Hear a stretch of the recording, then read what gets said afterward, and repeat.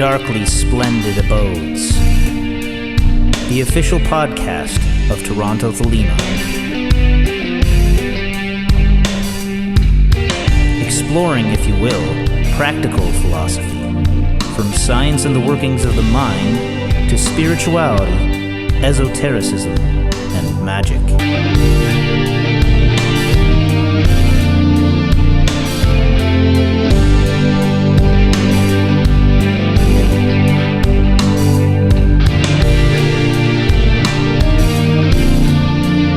Stooping down, dipping my wings, I came into the darkly splendid abodes. This is the second part of my discussion with Edward Mason on the subject of the abyss, that void between the actual and the archetypal, separating the supernal triad from the rest of the Sephiroth on the Tree of Life, and traditional location of the false Sephirah of Da'ath, or knowledge. Do what thou wilt shall be the whole of the law.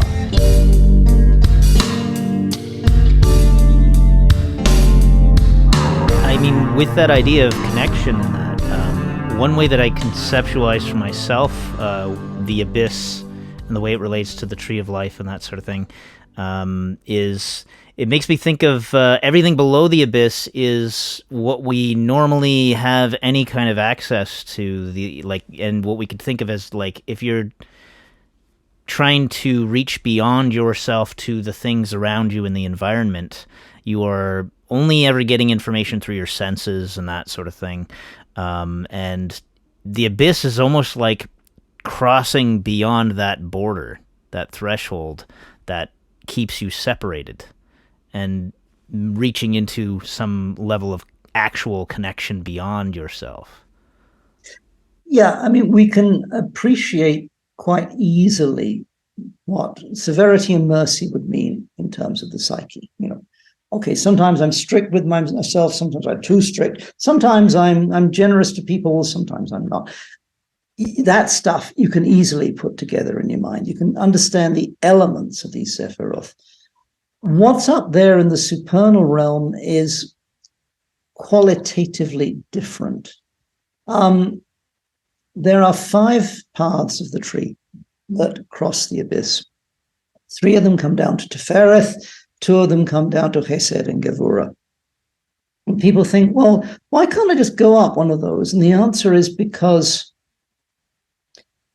everything has to be released to go over the abyss. And if you're going up one path, which is one type of experience, that's all very well and good for a guided meditation sometime. I've done some interesting stuff over the years, either ritually or just simply working with the tarot cards, and had little explorations over there. I've gained some idea of what the principles are. The actual condition of a consciousness that could incorporate everything about being human, about being physical, sexual, ambitious, generous, whatever you could be, good, bad, indifferent, all of that is suddenly part of the total vision over there. We can't do that with the reasoning consciousness, the ruach, the self-conscious self. It just isn't the instrument you can use. An analogy that's been offered to me in the past was, think of the first 7 Sephiroth as like marks on a sphere, and kind of like the globe, you're going through the tropics or going through the rainforest was hard, but it was possible to go. And then, okay, now you've done all of those 7 Sephiroth. Going to Bina, understanding, capital U, understanding. It's like, okay, you now have to go to a point in the center of the sphere. Now, I know how to walk and climb and jump. That gets me around the sphere, but there is absolutely no way I can pass to the center of the sphere. I can't get there. I can't bring my body. I can't imagine what that would be like. I cannot envisage any of what that would involve. And in order to start that process, I'm going to have to abandon every concept I have of how to make things work, how to make things happen, how to bring myself from A to B, because I'm not going from A to B or A to C or A to D. I'm going from A to X. And I can't actually go there. It's not possible. From your two-dimensional world out there, you're transversing the steps into a 3D world. It's incomprehensible. You cannot envisage this. Your mind is not capable of putting that idea or the necessary ideas together. Therefore, there's no conceivable path for you actually to make the full transition of the core, the essence, the primary substance of your existence, taking it from what we can understand into something that comprehends everything.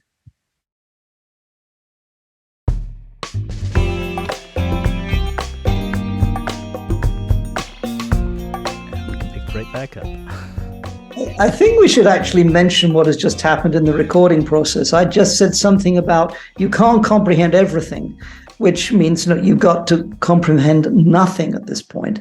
And at this exact moment, our Zoom meeting timed out, and there I was, completely abandoned. And I thought that was just little things please me. But as I said, this is what magic is. It's not that you levitate stuff off your altar. It's about the cool little synchronicities that begin to weave themselves in. There's always a divine sense of humor there, which rather offsets the aspects of this crossing. But of course, we're not crossing the abyss. We're just discussing it here. The key thing to me, looking back on my checkered and very gradual progress through all of this, is that you have to go through those last two Sephiroth, because Gevurah, severity, is also, volition is there, which is aimed at the future. You have to know very realistically what you truly want to do. There may be a whole load of things that you've always thought that would be kind of cool, but you don't really want to have to do all of that. It's just a neat idea. Similarly, chesed is said to be about remembering and memory, which of course relates to the past. So when you've done both of those Sephiroth in sufficient intensity and sufficient depth, and that requires a whole load of exercises that circumvent thinking about those things, circumvent contemplating them all the time. You need stuff that will stimulate will. You need stuff that will stimulate remembering, and not just remembering in the sense of, back when I was 23, this happened to me, or in my 5 lifetimes ago, I worked for the Inquisition as a torturer. It's also about recollection in the sense of recollecting everything that you are, pulling everything together. Because if you're going to abandon everything, which is the point and the purpose of this method, if you can call it a method, then you've got to know what everything is, which is why, of course, you can't just zip up the tree. There is, yes, the famous example of Frater Achad, who supposedly, as a neophyte, his interpretation of a clause in the rules of the AA and said, look, I've taken the oath of the abyss, and here I am. There are people whose opinion I would respect who said, really, what he had was a very, very intense experience of the path of Tav, the universe, which is assigned to Saturn, just as Binah is. But the man couldn't really have got there simply because he hadn't done enough to be able to let go of everything.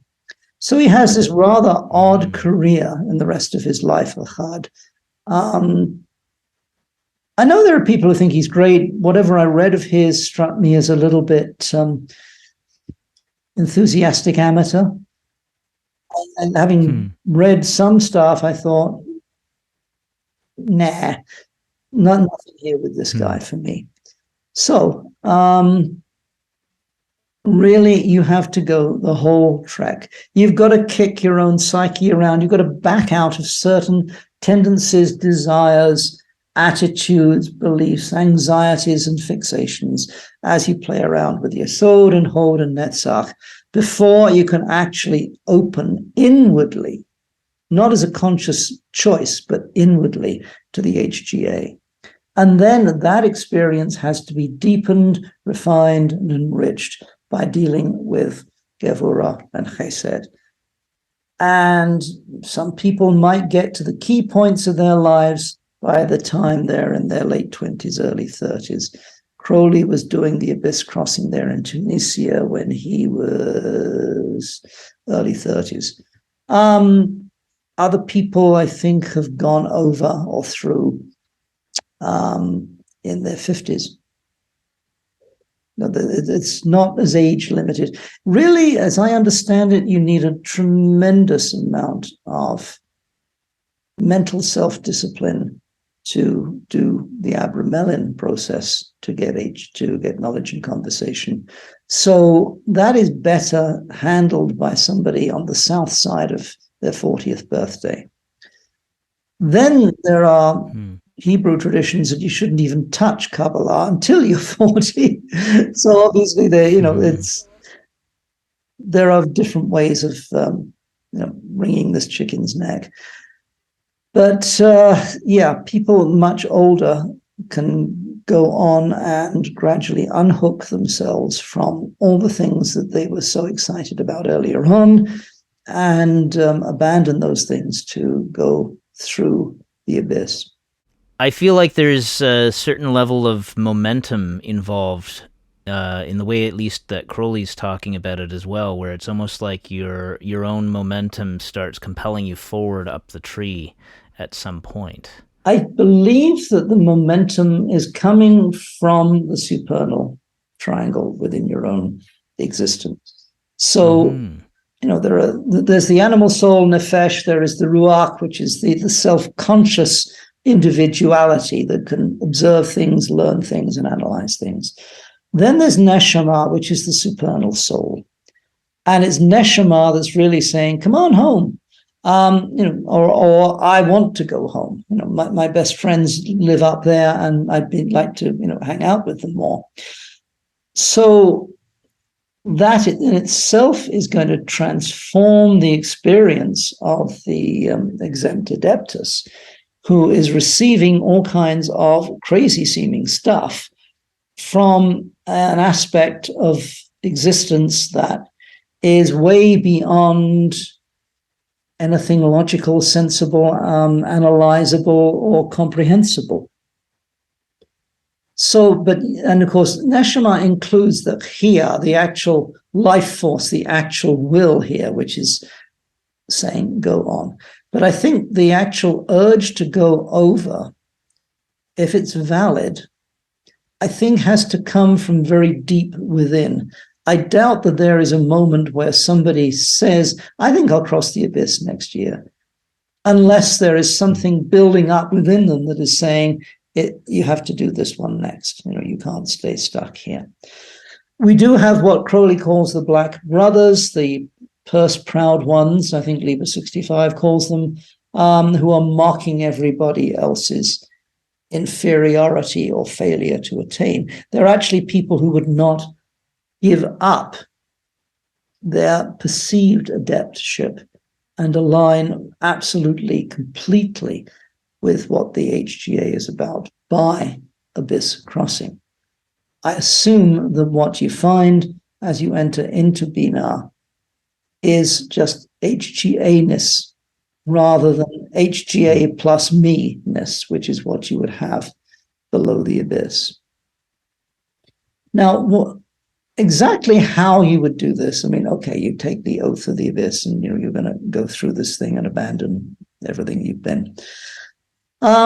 Everyone has their different way of writing about it. Gareth Knight talks a little bit about Darth being analogous to the upper room of Christian theology, which is where Jesus met the disciples for the Last Supper.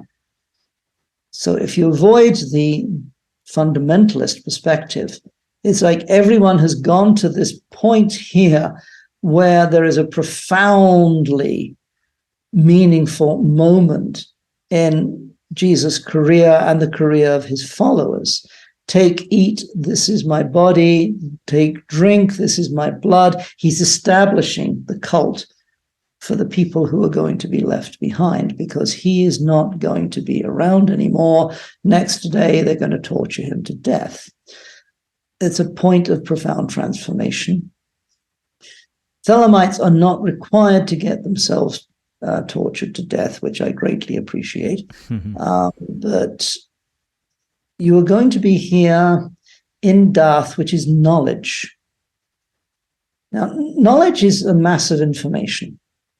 When you get into Hermeticism in any form, whatever the mystery school, there's a whole load of stuff. Here's the Hebrew alphabet. Oh, there's these shapes and signs and symbols. You've got to learn all this stuff about the Sephiroth and the tarot and the archangels and elementals and stuff and astrology and whatever. Information.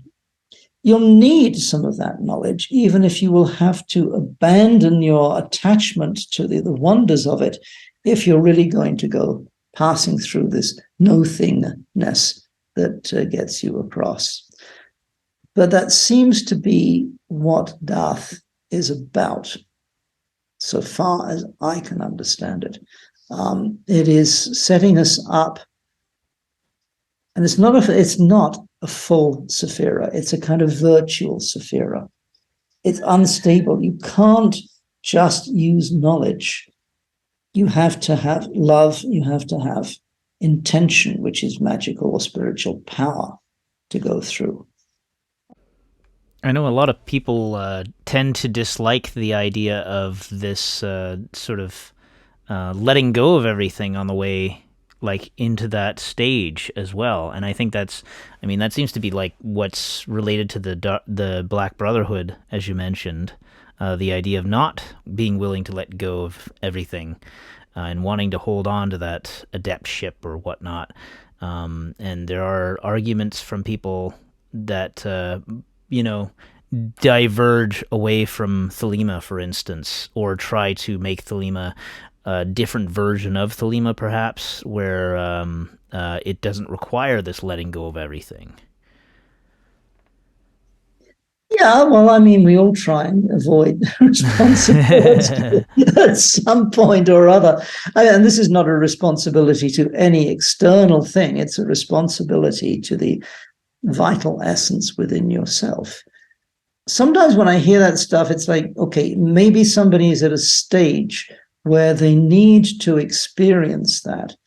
I don't know that refusing to go over in this lifetime and finding all kinds of excuses necessarily damns you to, that's it, it's the end of your career, you'll perish in the abyss after this. Who knows? There just isn't a newspaper put out by the Abyss Press which notifies who's come over, who's having trouble, and who got lost. Get a lot of information, but it's all noise. It's all noise.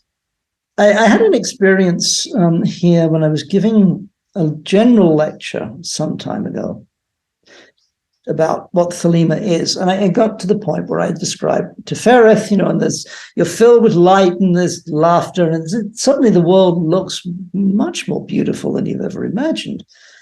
But at a certain point, that nudging thing inside says, look, there's so much we don't know yet.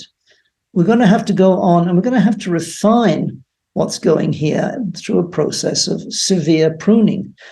There was a lady there who is by no means stupid. She's following a rather more New Age-ish path, and she believed that you just reached a certain stage and received input from the divine. And she said to me, you're wrong. Not, oh, I disagree with you.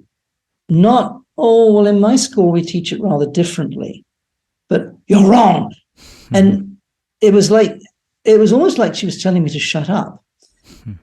I'm getting that she found what I was saying to be scary because somewhere inside herself, she's wondering, is there anything more? And the particular group she's with, I don't think offers anything more. You just have to be patient with the fact that everyone is where they're at, which of course includes people who are going to be very strongly opposed to Thelema and just can't be supportive. Occult secrecy still has a use. Don't just go around. I know you're supposed to tell everyone that you're in the AA to the extent you understand it. I'd still choose who I confided that information to. Or you can say, oh, I'm in a spiritual school, but don't get that specific. Choose discerningly. Discernment, discrimination is the virtue of Malkuth always. So, yeah, people are just where they're at. If somebody is a black brother or fits that general definition, okay, just stay socially polite, but don't get into intense conversations with them because they're going to need for their own survival to cause you to doubt what you're doing. When it comes to this type of thing, I think there's a danger also of feeling like, okay, we have on the one side we have those who do it correctly, and on the other side we have the Black Brotherhood, who are the bad guys. And I think that there's also a danger of falling into that kind of mentality about things as well. And I mean, there is something to be said for minding your own business and not worrying about other people so much. Very much so, yeah. You're here to do your own true will and not to try and make everyone else do your true will. Yeah, you just have to let the universe be what it is. And I think if you do go through the abyss and you do come to the city of the pyramids, and all of those things that you thought were you are just that little pile of ash now that, to use Crowley's metaphor. The vision of wonder, the vision of sorrow you would have is recognizing that diversity, that the universe is in a certain condition and some parts of it are doing just fine and some parts are having to struggle and a lot of parts of it are, maybe getting a bit used up. Let it be the way it is. It is all essential, and somehow it will all resolve itself at some future point. All energy is compensated, and the exact energy levels of the universe is exactly zero, so everything's good. I do, if I can offer a personal opinion, think that the first chapter of the Book of the Law, verse 61, kind of encodes what is supposed to happen in the crossing. But to love me is better than all things. So this is not something to do with personal opinion. It's not you're doing something you're doing for self-gratification. To love me, to feel love for the angel is better than all things. If under the night stars in the desert thou presently burnest mine incense before me, invoking me with a pure heart and the serpent flame therein, thou shalt come a little to lie in my bosom. Very subjective interpretation. Remember that Chokhmah is, in traditional terms, before they knew about Uranus, Neptune, and Pluto, the zodiac is encoded there. Mm-hmm. And also simply going through the night brings you to Binah, would expose you to the night stars. So you are under the night stars in the desert. There's nothing in the desert. You're letting go of everything you always wanted to be or thought you should be or thought it would be cool to be. Thou presently burnest mine incense before me. Yes, there are suggestions about what specific incense to burn, but I wondered if, in fact, that is the burning up of the old sense of self, because you're going to turn your old self into a pile of ash. Mm-hmm. You invoke me with a pure heart. There can't be anything distracting us from that. and the serpent flame therein. There needs to be this force, this life force, this kundalini saying, on. Thou shalt come a little to lie in my bosom. For one kiss wilt thou then be willing to give all. But whoso gives one particle of dust shall lose all in that hour. That last bit, even Crowley says there are two interpretations. One is the particle of dust is, well, you hang on to one particular thing and you lose everything.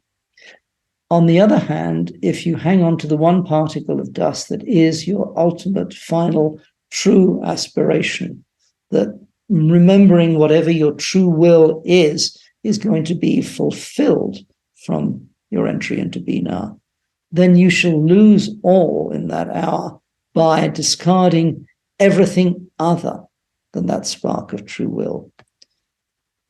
That's my take on that verse. And if I ever find myself being nudged, probably, on my deathbed, or like, why not? You got nothing to lose. Off you go. I hope I remember that verse and the possible interpretations of that, because I think it does offer us words on how to do this. But remember, it's a beautifully poetic passage. It's not come here and the cosmos will beat you up, you'll have a terrifying experience, and maybe you'll make it through. That's how it seems from south of the abyss. Having crossed over or crossed through, it might look different. One other quick thing I'll mention is, I don't know whether many people hold to this idea anymore, but it's another way of looking at the crossing. When I first got into this stuff 30 years ago, people still remembered Indiana Jones and the Last Crusade, and he's going to go and get the Grail from inside this cave, this temple, and he has to cross a literal abyss that has some sort of sheet of glass or mica there. And that was the popular metaphor back in 1991. Also, I was told by the person who offered that idea to me, imagine that you get to Gevurah, and of course the symbol of that is a sword. The sword is the symbol of Gevurah. You lay that sword across the abyss. Over in Chesed, you have received the staff of authority, a very big scepter, maybe like the Was scepter with the head of Set and the forked base to it that you get, you see on the study of revealing in the left hand of Horus. So you're walking across that sword bridge with the staff like a tightrope walker. Not literally, but as a metaphor of what has to be done and what's involved. That's kind of a cool image, I think. One to remember. Yeah. And I think that's probably all about most of what I would think was worth saying. Okay. There is one little chapter in the Book of Lies where Crowley makes mention of crossing the desert and saying that over the ages, those who pioneer by crossing the desert will gradually irrigate it. And that makes me think of this subject matter as well. Any thoughts on that?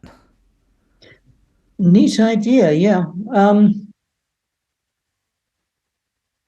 It often strikes me, I've been going through more of Crowley's material recently. I hadn't looked at much of it for a long time. So many efforts he made, depending on what his students were requiring of him, so that he produced not just the batch of holy books that came out in that he got in around 1907, but things that came, the Heart of the Master, the Book of Lies, Liber Aleph, later on, and various rituals, some of which I've never even wanted to try, but were obviously aimed at helping certain people break out of a fixed view of themselves, because you can't go on up the tree unless you're willing to drop certain perspectives on who you are, including, of course, well, I'm not that great a person, or I'm not very talented, I don't know much. Thelema requires us to say, yes, I am something. I'm a necessary part of the universe. I have a true will, and I have certain skills that go with that. If I'm living according to this true will, I can do some interesting stuff, and I can have a positive effect on other people. Pride is not something that is scorned in Thelema at all.